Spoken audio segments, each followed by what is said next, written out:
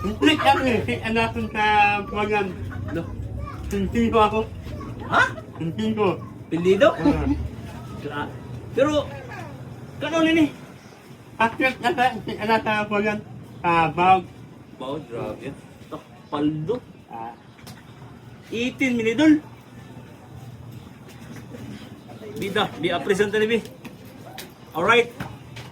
Mga idol. Oh, si Marlon mga idol. Kinitan daw niya sa buwangan mga idol dito sa Bawod. Kakyop lang kayo mga idol.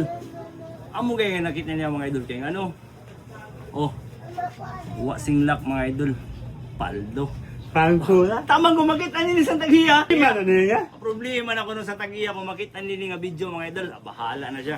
Sige, apreso na to kung pila yung paldo ha. Oo.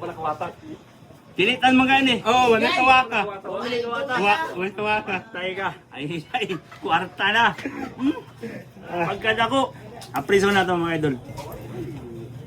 Ang tatak mga idol, 750 mga idol. But pasabot sini 18 karat. Pero apreso na to. Gumutak do ba sa appraisal niya sa iya ba to? Okay.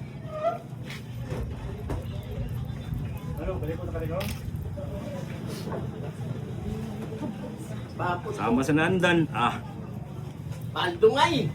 Kani siya mga idol, pagbutangan na ito abo, di gani na muwagtang, but pasabot, 18 na siya mga idol. Pero kung muputi gani na siya, 14 karat na siya mga idol. Patay ka. Pagkada ko siningang kwarta. Pili mo, pili ka, Kip. Simple mo yun ah. Ay. Pili ko na. Oh, 18 karat na siya mga idol. Pilang pili? Simple mo eh. Iyay. 5 mil ka pildi, apal. Dumawi kayo. Nakakuna. Bayan ka kaya na ating anakon. Bayan. Paldo na. Nakakuna. Saan ko na daw? Pilay presyo sa iya kinitan mga idol. 24 mil.